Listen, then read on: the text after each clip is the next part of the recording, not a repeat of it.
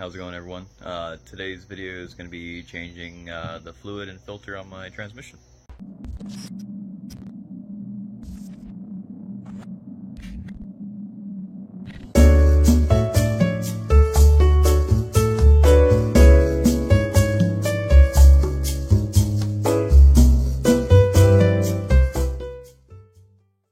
What we're going to be doing is fluid and filter change on a ZF 6 HP 26 transmission. This is commonly found inside the 09 to like early 2012, but mainly 2011 Genesis sedan and Equidis. Now, if you have the 6 HP ZF transmission, then what you're going to want to do is basically get genuine stuff for it, because it's made by ZF, products are still available, you might as well get it from them. Why we're going to be changing it is, obviously, it says lifetime fluid from the dealership, but it's not lifetime fluid. I personally am taking a little bit of a gamble. I'm hoping it works out good, just because my car is has so many miles on it. I have 181,000 miles on it. When I bought my car, it had 107,000 miles on it, and it shifted just fine, so I didn't think there was any reason to change the fluid. And I don't know if it's ever been done before, so we'll see how it goes.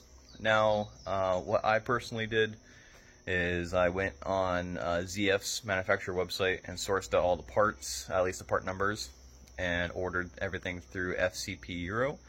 And the reason why I did that is because if you go on like HyundaiPartsDeal.com, it is pretty expensive for like the filter and fluid if they even ship to you. I went to the dealership for fluid and they wanted $93 a quart. 93. I'm not paying that. I don't know about you guys, but you need to, like, FCP Euro sells a kit with 7 quarts. That's $700, give or take. Obviously a little bit less, but with tax, at least $700 just for fluid. I think the filter on HyundaiPartsDeal.com was like $400. And then there's some other seals and grommets that you can replace as well if you really want to get that deep into it.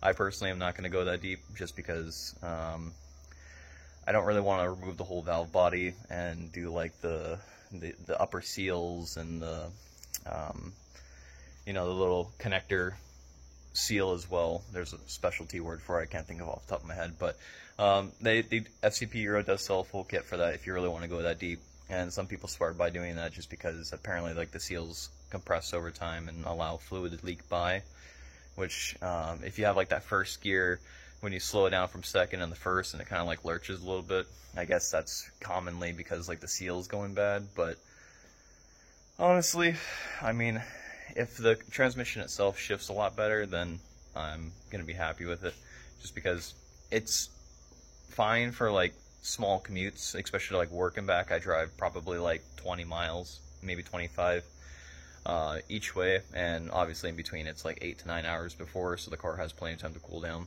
and it drives fine. But I've noticed on longer drives, like, you know, over an hour, 2 hours, the transmission really starts to heat up, and the fluid viscosity, I'm guessing, is so thin that it's just not lubricating everything like it should be, because it has so many miles on it. And so it starts, like, you know, like, especially like the 3-4 shifts, when really getting on it, like, you kind of feel the shift. It feels like it's really like pushing the transmission versus just gliding along like how it should be, like when I first got the car. And so that's why I'm changing it. And now, like I said, do this at your own risk. If you have high mileage and you've never serviced your transmission before, you don't have any service history on it, I can't tell you how your experience is going to go.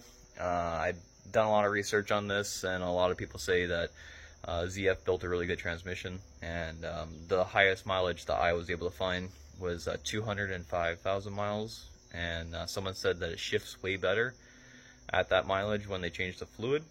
So that being said, I'm assuming the reason why they said it shifts way better is because they're already having issues prior, and it would make sense that changing the fluid, you know, would allow it to shift better because they were already having symptoms of it not shifting that great. So I'm gonna stop rambling. I'm gonna get on to like the parts list and what you need. I went a little overboard with extra tools and accessories that you might not need. But I got just in case, because I want to be a little bit extra prepared for this, just in case I run into anything that I need a specialty tool for, you know, X, Y, or Z. But let's show you what I have. So right in front of me, I have my new filter, which is ZF Genuine, and 7 quarts of ZF Lifeguard Fluid 6. And this is both genuine parts directly from the manufacturer that makes the transmission. This on FCP Euro I think is like $14 a quart at time of recording. The filter I think is like $120. I get this as a kit for right around 200 bucks. Solid deal considering that Hyundai Parts Deal wanted $300 just for the filter, and the dealership wanted $700 for 7 of these. So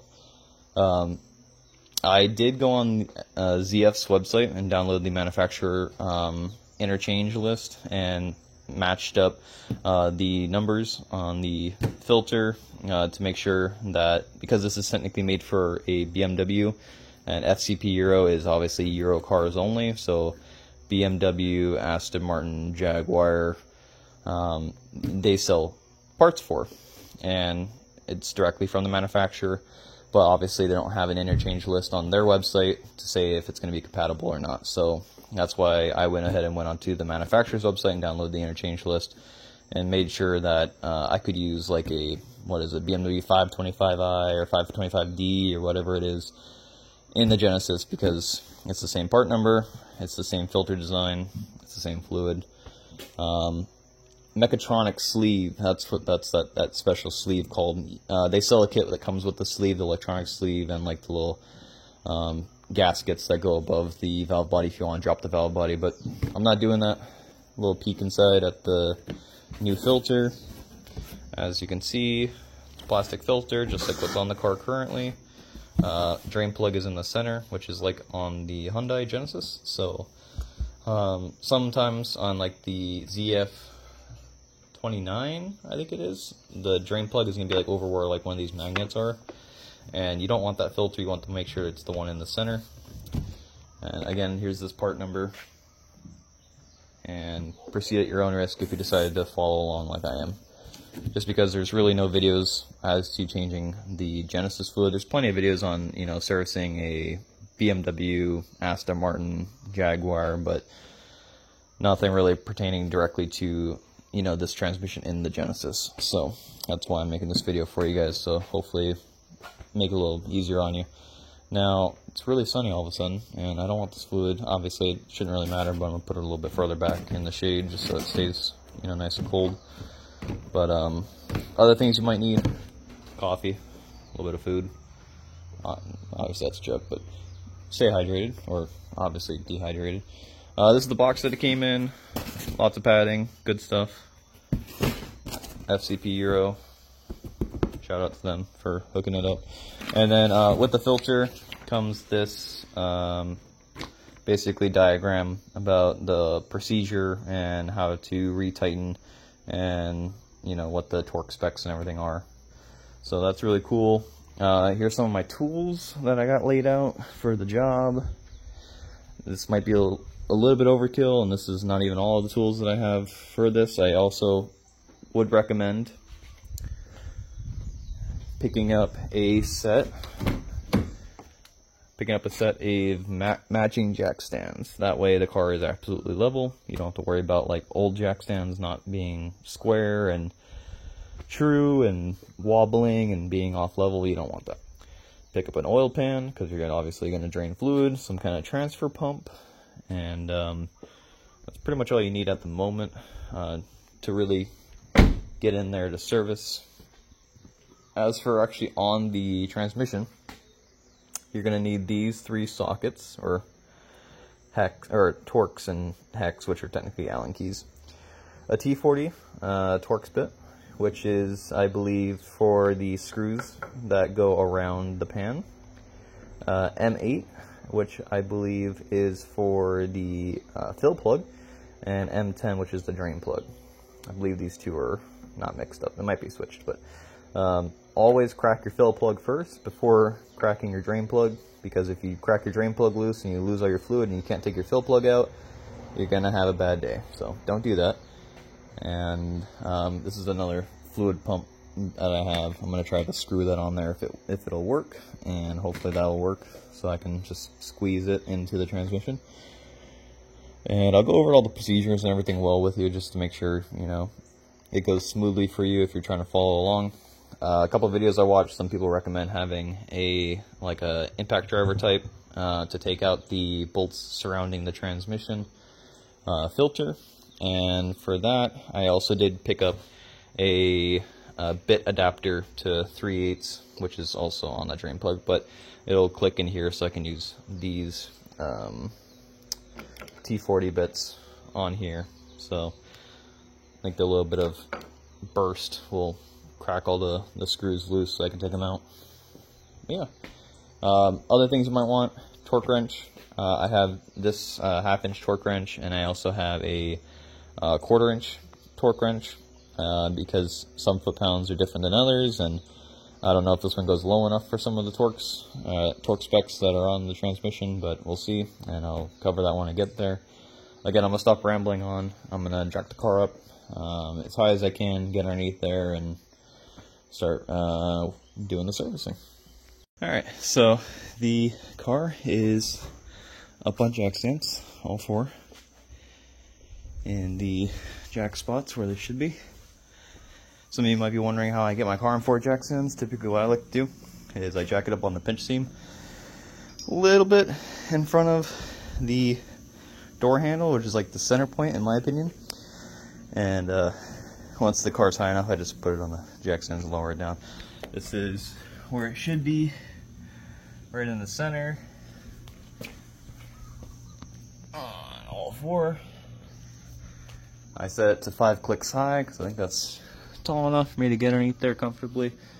If you wanted to go any higher than that, I would recommend setting it up on 4 jack stands like this first, and then continuing to raise it while clicking it up 2 more clicks, then lowering it down on top of these 2 and going to the other side and lowering that, or picking that side up and then setting it to 2 more clicks high if you really want to go that much higher. But this is about, what, 1.5 feet of space, which I think is plenty of room for me. And I should be able to get underneath there to access it. Now, I'm going to sweep my ground because we have fire ants here and they suck. But as you can see, there is the transmission filter and the instructions that just blew on the ground. Alrighty, so I am underneath my vehicle now, and I don't think there's supposed to be a splash shield down here, but if there is, mine's missing. But regardless, I progress. Here is the transmission pan filter, and as you can see, this is the T40. Try not to burn myself in my exhaust, but fits in there nicely. There is the drain plug, and on the passenger side rear, right up here, kind of hard to see it, you can kind of see it on the screen, ow, it's really hot, is the fill plug. So we're going to crack the fill plug right up there, and make sure that, you know, obviously it comes out before we drain the fluid. And then once we drain the fluid, I can go around and crack all these bolts loose. And I'm trying to just decide if I want to do it with the impact or try to do it by hand. Kind of hesitant to use the impact, but also kind of hesitant to do it by hand, just because either way, you know, I think these are all factory. I don't think anyone's ever been in here before, and then it might have just had a fluid change prior, but I can't tell. So I'm going to go for it. And here's all the part numbers. I don't know if you can really see it on the bottom of the transmission pan. We will compare those before proceeding, just to make sure that everything is identical, which it should be. It might be slightly different, but it should be the same. And it's pretty cool how Hyundai, you know, made the exhaust system. This is stock flex pipes and primary cats, and I still have my secondary cats and my resonator, which I'll be deleting here soon for an X pipe. But you know, this is pretty cool to get on here and take a look and see how Hyundai made it. The fact that these cats are like probably 4-inch means that you could probably run 3-inch through here really easily without having to worry about scraping on anything. And still have plenty of room, because even up there with all this heat shielding and stuff, you know, there's plenty of room. So pretty cool. But we'll get back to this topic. Transmission pan. So I'm gonna crack the fill plug first, make sure that comes out, and then drain the transmission. Alright, so this is the fill plug right here with the 8mm slotted inside. This is the 10mm for the drain. As you can see, it slots in there nicely. I'm gonna go ahead and crack this loose, and then we'll see what kind of fluid comes out. I will try to set you up so you can see a little bit.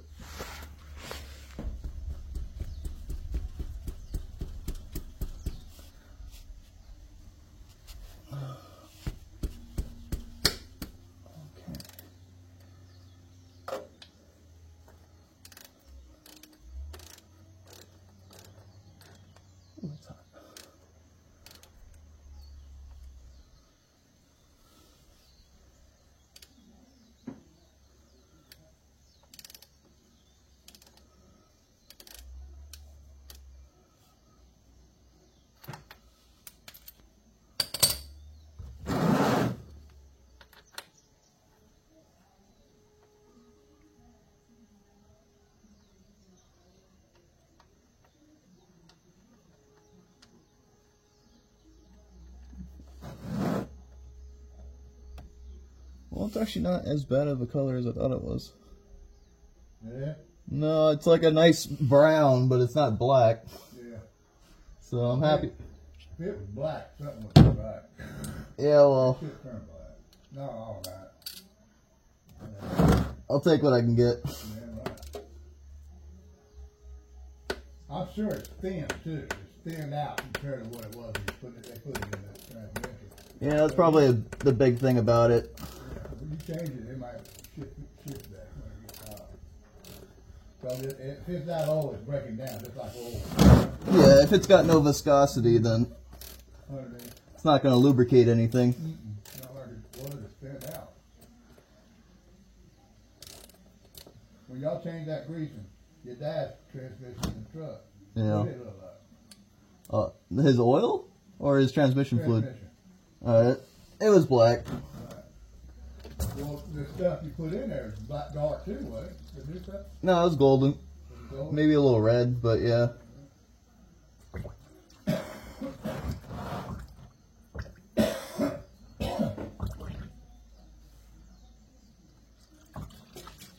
Oh, crap. Oh, that's more than I thought would come out.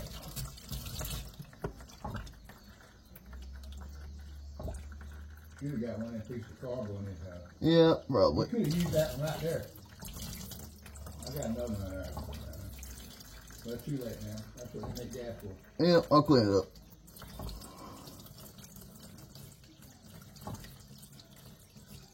I always, when I mess with oil or anything change, I always get some on the cardboard. I can't fucking hardly do it without it. Yeah. It's when you take that plug out, the bolt, when you drain oil, I Yeah. always get that shit on my hand and shit. Yeah, well, this time it just came out faster than I was expecting it to. Mm-hmm. Alright, well, you guys saw it here, hopefully. And I'm just gonna let this continue draining until it's done. And as you can see, I made a little bit of a mess, so that's lovely. Make sure to put down some of my cardboard or something before doing this yourself, because it's gonna splash a little bit. It came out faster than I thought it would, so I just put the drain plug back in halfway to hold it so it reduce the flow. But yeah, lubricate your tools while you're at it. 2 in 1.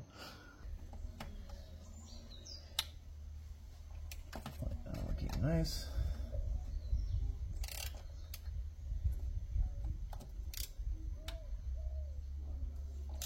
Okay, that's 2. I'm just cracking them loose right now.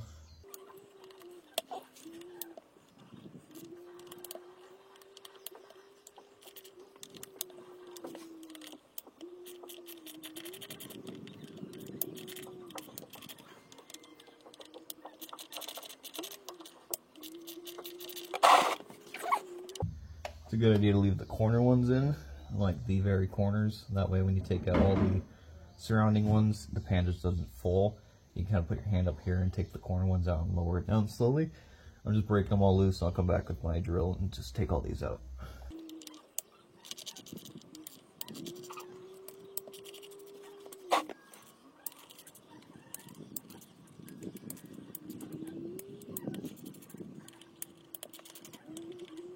got my drill with the 3/8 adapter in it, like I was talking about earlier. And I can go ahead and grab the Torx bit, put that right on there, and then leave the corner ones.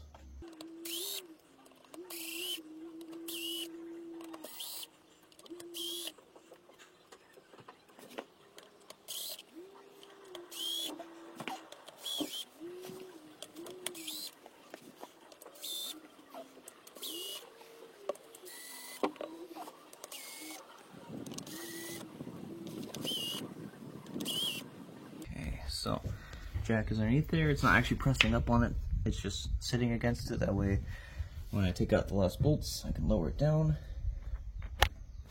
Put you guys up so you can see it.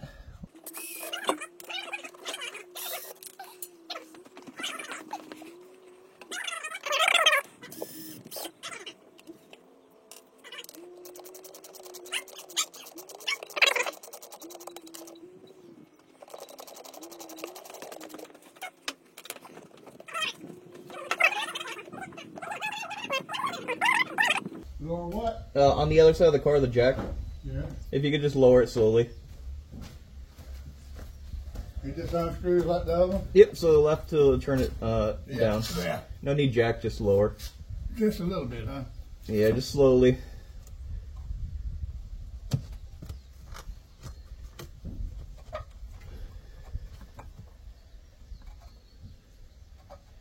Yeah, you'll see it catch, and then you just gotta turn it a little bit more past the catch point, and it'll start lowering it. There we go. A little more? 1 second. Alright, nice and easy. Alright, cool. Down more? Yep, keep going. What am I catching on? Oh, 1 second, 1 second.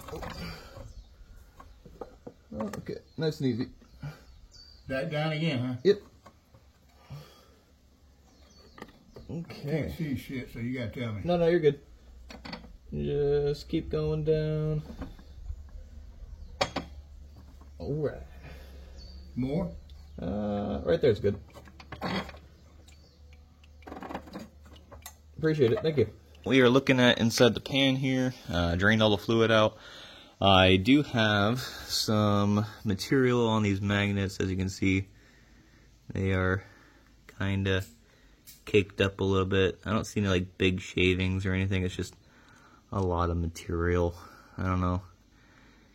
I don't think this fluid has ever been changed before, so I don't know if that's like common. Maybe it was like part of like the break-in stuff, or if that's just a lot of clutch material. And I should be worried. I'm not exactly sure. I'm not a transmission professional, but I do actually know a transmission professional, so I'm gonna take a quick video for him and send it over and see what he thinks. But regardless, it's out, and I'm sure not having this in the transmission is gonna be a good thing anyway. We'll see how it works when it's done. It's possible the filter down here got clogged up with other material, and that's restricting the flow. O-ring is still on there, but it's pretty brittle compared to the new one. So hopefully that seals it better, pulls in more fluid better, allows the transmission to shift better. Guess we'll see. So everything's clear down here. I cleaned up the surface just with a rag all the way around, make sure it's nice and clean. And then I'm gonna go ahead and put the new filter up here and put the screws in. So there's no O-ring right there. So I'm gonna reinstall the pan. I already lubricated the O-ring on the pickup tube with transmission fluid, and cleaned the mating surface right up there. Sorry, kind of hard to see. Try to position you guys so you can see something.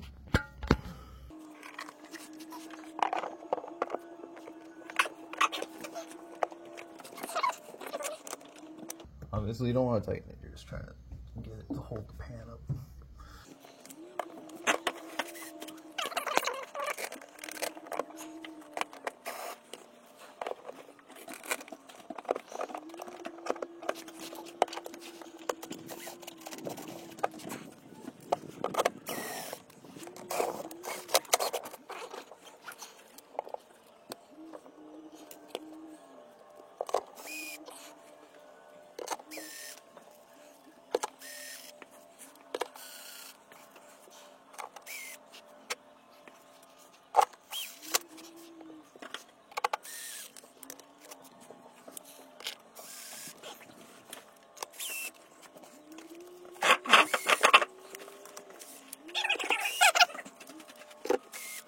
So basically what I'm doing is I'm just putting them in about like 85% of the way.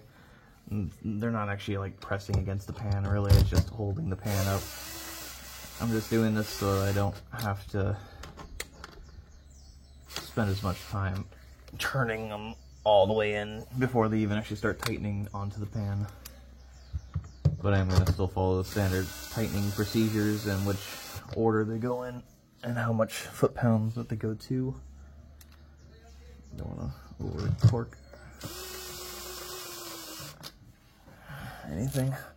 Now I'm going to get down here with a marker and I'm going to go around and mark all the bolts and the tightening procedure so I know which one to jump to next after like the last one. That way I don't get confused. If you're not dyslexic, then this might not be as difficult, but it's a good just in case. Okay, so a little bit of time passed because I needed a 1/4 to 3/8 drive adapter, so I had to go and get this. And I couldn't proceed forward without it because my 1/2-inch torque wrench doesn't go down to 10 Newton meters, it goes down to like 16, which is way too high. So 10 Newton meters of torque is what it calls for the transmission pan bolts. I did already go through the process of tightening in the cross pattern just to sync the pan up correctly, but I didn't actually like snug anything down. I just tightened in the cross pattern just until it was, you know, snug. But I'm actually going to go back and torque everything now so that it's actually in the correct specifications, same pattern as before, following that piece of paper that it came with. I marked all the bolts and made it a little bit easier to follow without having to look at the paper. A couple times I had to look at it, so keep that paper on hand just in case you need it. And I will actually post a still of it right here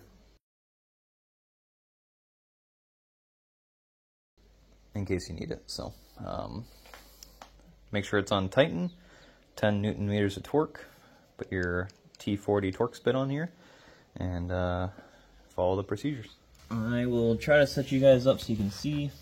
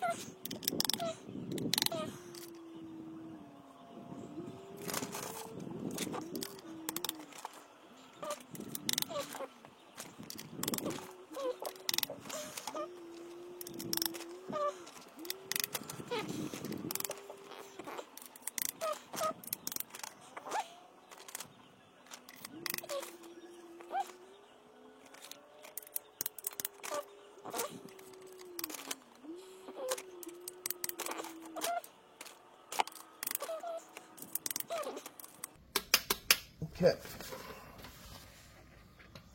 So torque sequence. Okay, so torque sequence is done. Went around it. So I did my tightening pass with off camera, and then I did my torque pass twice.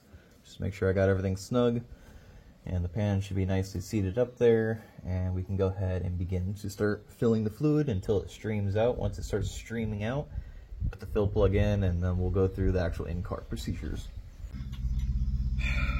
Good morning, everyone. It is the next day.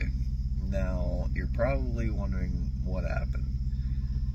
As you can see, I'm sitting in the car, and it is no longer in the garage. So, it's driving. At least, I haven't moved it yet today, but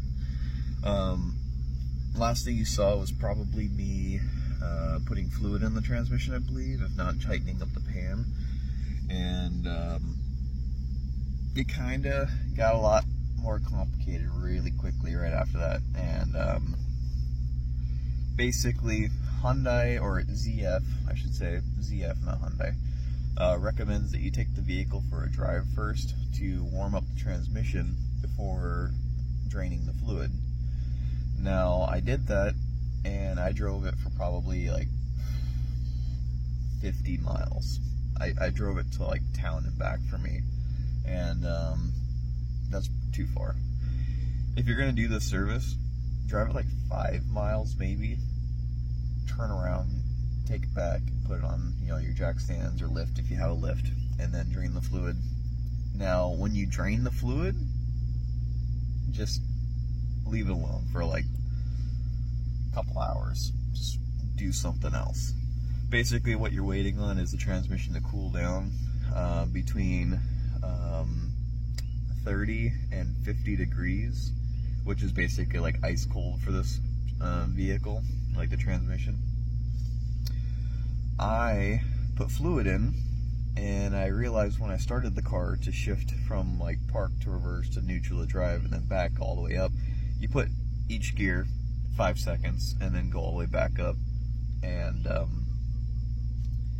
the transmission was too hot, so the fluid expanded, meaning I couldn't get everything inside there. So I pulled out about 5 quarts, and I was able to get about almost 5 quarts back in, maybe like 4 1/3, maybe 4 1/2. So there's probably about half a quart missing out of my transmission, and it's only because I couldn't,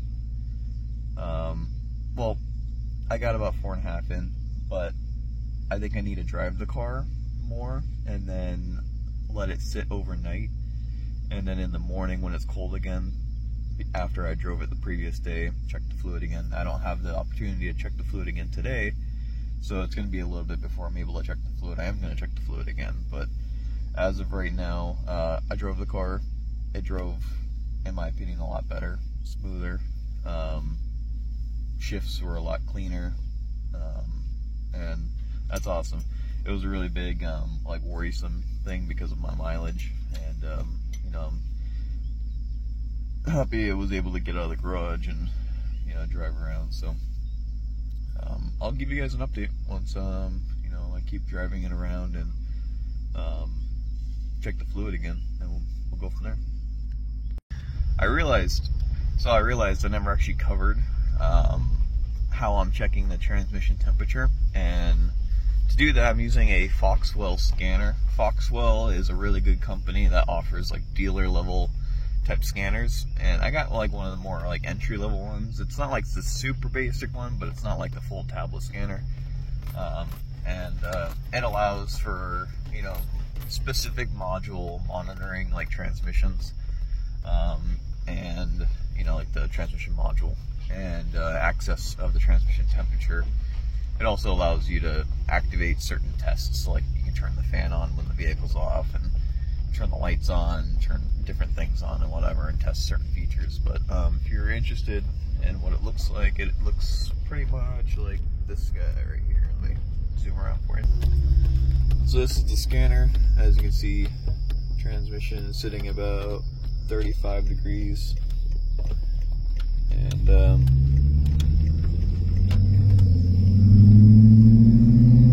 car is driving.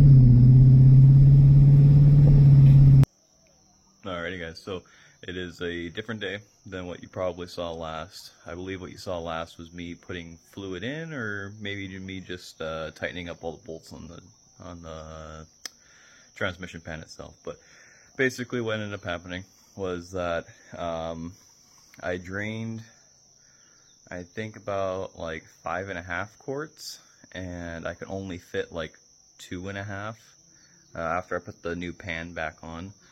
And so I talked with one of my buddies that's a certified Dodge transmission mechanic, and I know it's Dodge, but this transmission is used in a wide variety of cars, and not necessarily the 6 HP transmission, the ZFs, but he does work on a lot of different ZFs, particularly the 8 speeds, and he was advising me that basically It's because the pump inside the transmission has to start doing its thing before you can actually add all the fluid that you took out. And so what I ended up doing was I put as much as I could in until it started draining out, put the fill plug back in, started the car, and there's a certain temperature that you're looking in between 40 degrees and 60, I believe. Like I said, this is a couple days later already, so I'm just going off of memory, and I'll put the actual information, you know, on screen or in the description below, so make sure to check it out. But anyway, between this, there's like a 20 degree temperature margin, or 15. Anyway, but what you want to do is put as much as you can in, start the car, and leave it in park for about 4 or 5 seconds, shift it into reverse for 4 or 5 seconds, neutral 4 or 5 seconds, and then drive 4 or 5 seconds. If you have the Tectonic option, flip it over to manual mode, which I believe all the Genesis have, and then try to shift it up while holding the brake. Don't let off the brake during any of this. Hold the brake.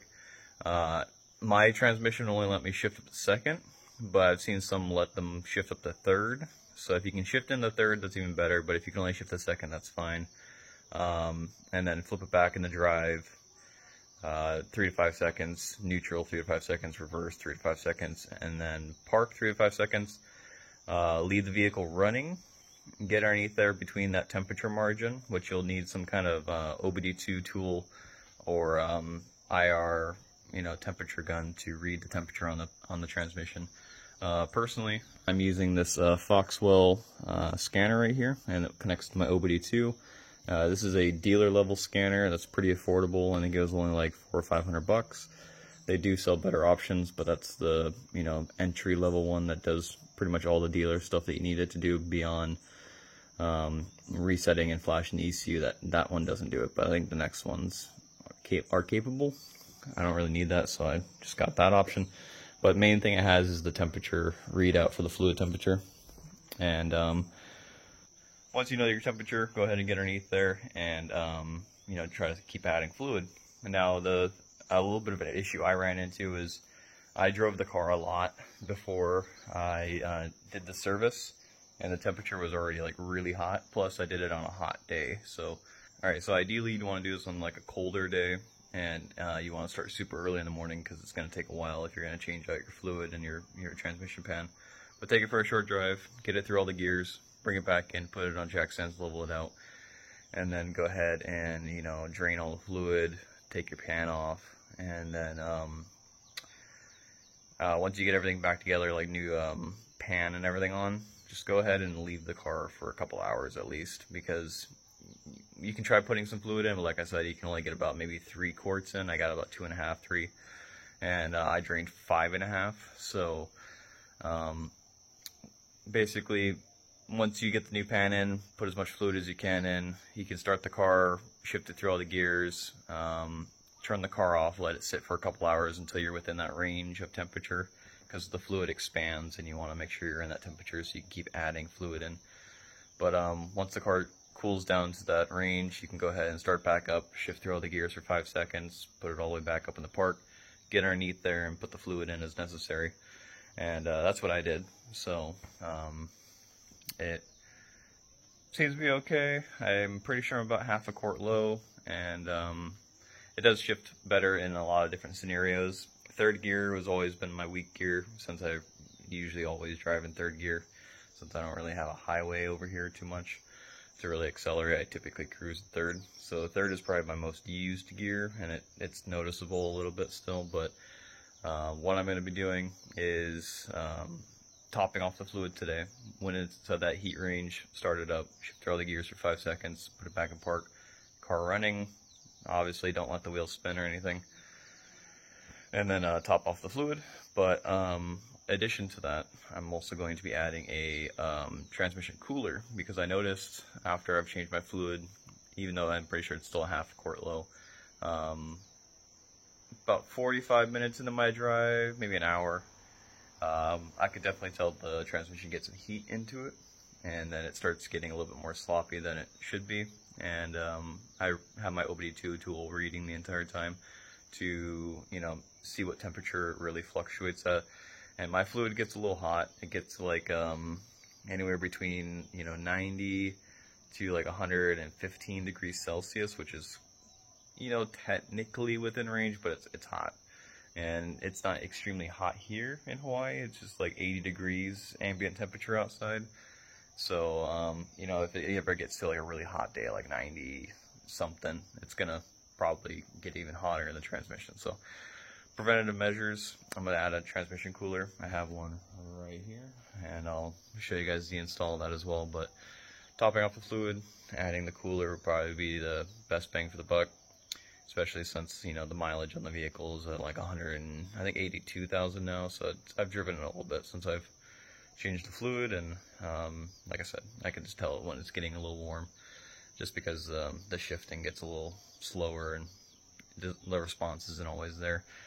But it's the same kind of stuff it was doing before I changed the fluid. It's just before it gets to that temperature, the transmission shifts like amazing. So if I can keep it in that temperature range, I'm sure it'd be fine. It's just a matter of, you know, obviously keeping it there. So I got two different coolers.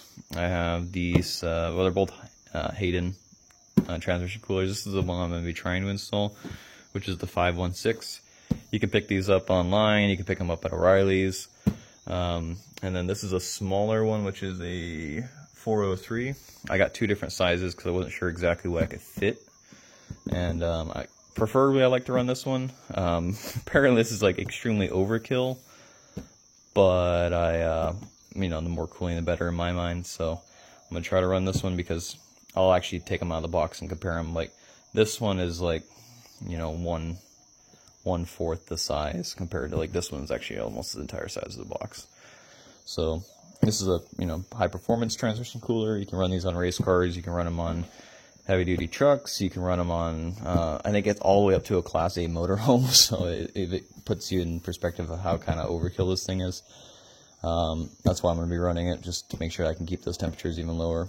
Someone was saying that unlike the best, in the mainland obviously, where it's already colder, they got like a 60 degree differential. So I think it was just like they're idling and running at 40 degrees the entire time when they normally got up to you know, about 100 plus. So that's pretty cool. And if I can get some similar temperatures and keep my car, you know, between like the 40, 50 range, that'd be awesome. 60s is still acceptable. 70, 80, 90, 100. It's a little bit more in the warmer range, but, you know, technically 70 and 80 are still acceptable. It's just 90 and 100 I really want to stay out of. So we'll see what kind of gains we can get out of this. And this is completely optional if you guys don't want to run one, especially if you already live somewhere it's extremely cold. You might not have the same issues I'm experiencing, but sometimes, you know, in your summer, your summers might be a little bit hot. So I'm not sure exactly how this would function in the winter, just because I don't know if it would ever prevent the transmission from warming up at all. I doubt it. It would probably just take a couple more minutes to really get the heat into the transmission. You'd have to drive it really, you know, gently in the beginning before it warms up and get some heat into it. But I doubt this would actually prevent the transmission from heating up at all if it was like super cold outside. But do as you will. This is what I'm gonna do, or that one, either one. But got the car up in the jack stands, and I'm letting it cool down right now. I'm gonna get it in that temperature range, get underneath there, and top off the fluid. I might add this on first, but it does require, you know, removing this to get into there. So I might just do that while I'm waiting for it to cool down anyway.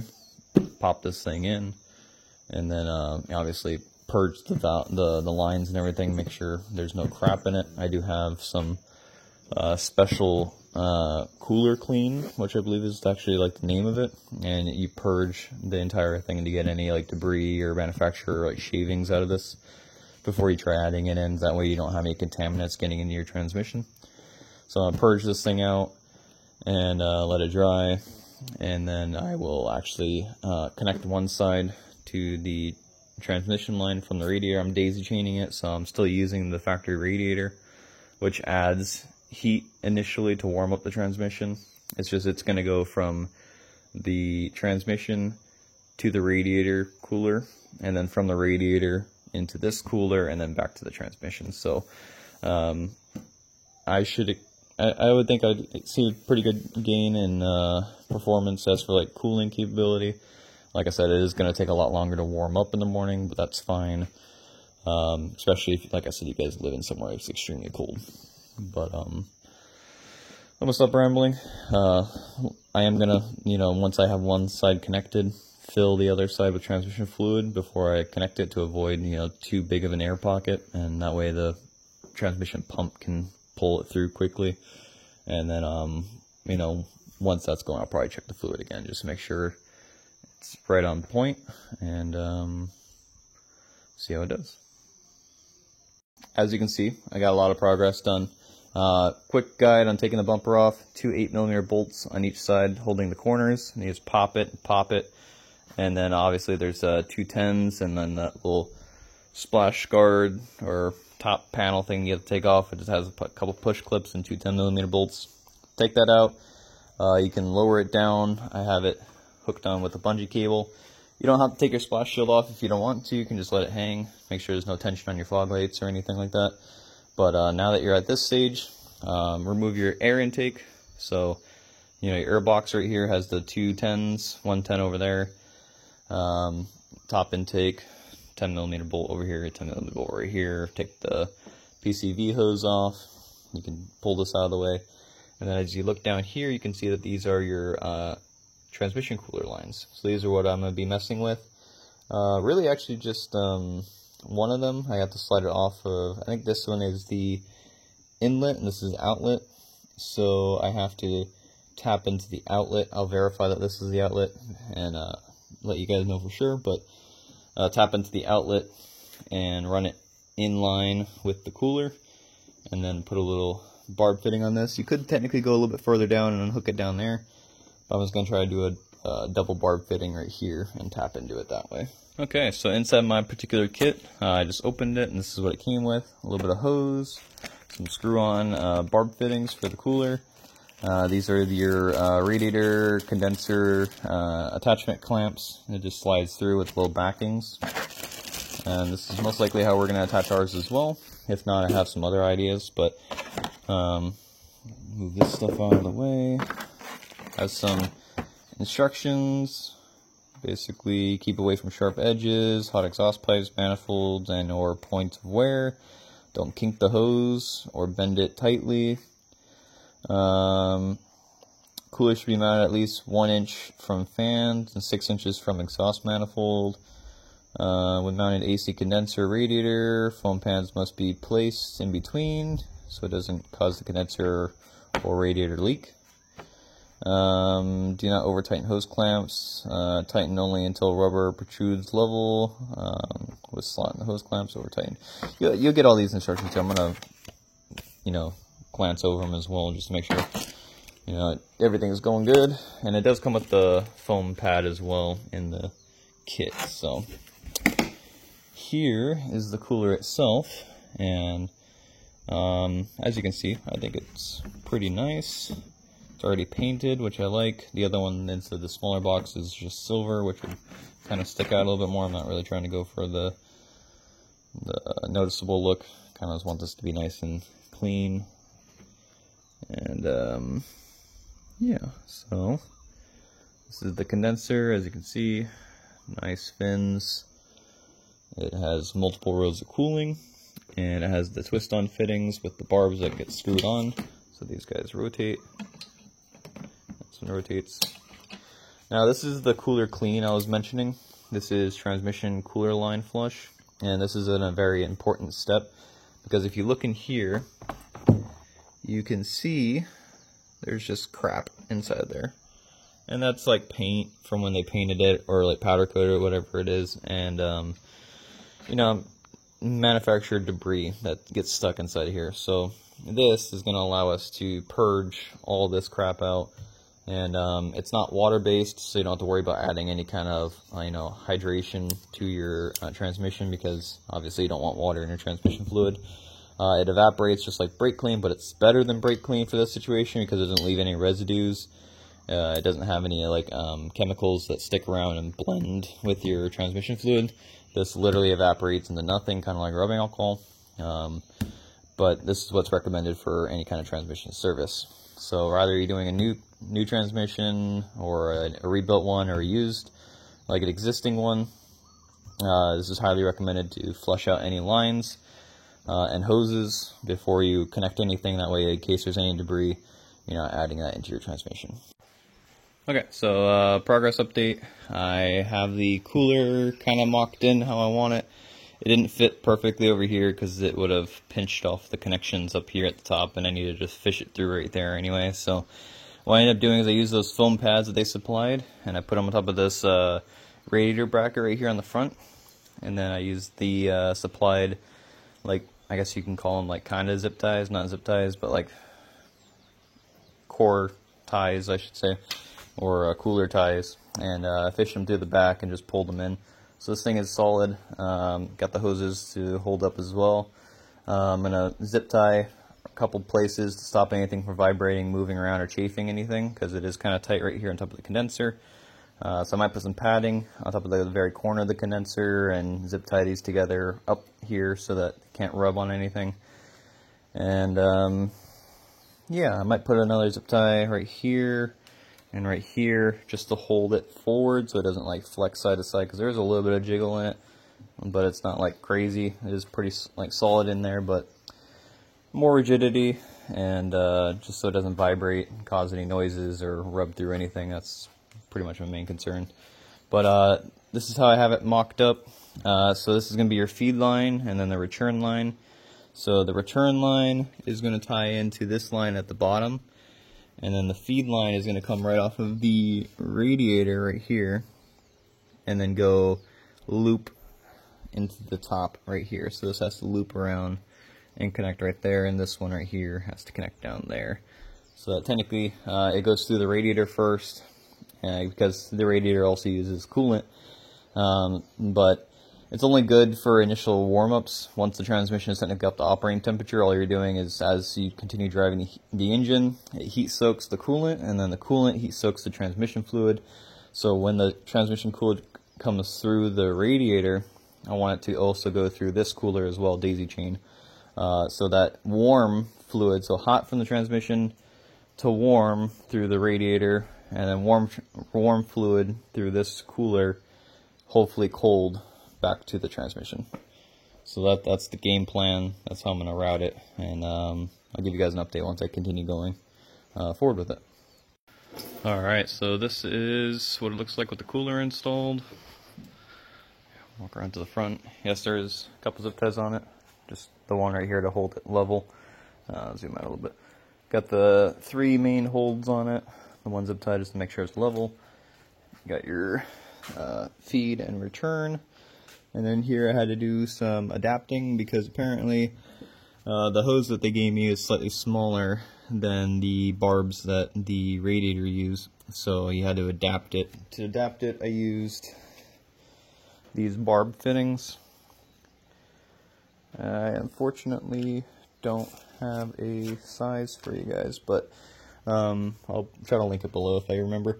Anyway, so I had to basically adapt the larger side with the threading with the hose clamp to the one with the barb, so it actually go down into the transmission correctly. As you can see, this line is a little bit thicker than like this line over here. Very minute. Might have been able to stretch it, but it wouldn't have sealed properly, so I just went with the barb fittings anyway. But yeah, this is the feed. And then you can see the return is just spliced in to the line right here, and then it goes up into the cooler and then back out of the cooler, straight through and then back down. Full loop. I even purged the system with transmission fluid to make sure any of the cooler clean was out and most of the air was out as well, and then hooked it all up. There's going to be a little bit of air still in the system, but once we start the transmission and check the fluid, it should work its way out. So it's not that big of a deal, but as you can see, hose fittings and everything clamped on, so you can go ahead and slap it all back together and start it up and check the fluid. So unfortunately I forgot to record another outro and basically describing the top off procedure, but basically you want to check the transmission between 30 and 40 degrees Celsius. 35 is like the breaking point. After 35 it's going to heat up pretty quickly, so preferably do it between 30 and 35 Celsius. You can use that OBD2 tool, or you can use one of those infrared guns to check the pan temperature, but The OBD2 is going to be more accurate. Obviously start the car up 5 seconds in each gear. If you can get it in manual mode, do that. Up to third gear, sometimes it only lets you go into second. And then beyond that, make sure you keep your foot on the brake the entire time. Shift it back into drive, 5 seconds, neutral, reverse, park, and then leave it alone. If you get all the fluid in there after doing the procedure of like going through all the gears, crack the fill plug, top it off until it drains out. Make sure you stay within that range, and then you'll be good to go after that. You can go ahead and lower your car down and finish it up. So, hope this video helps. If it did, give the video a thumbs up, subscribe, it's right below, it's free, and helps me out. Take it easy, guys.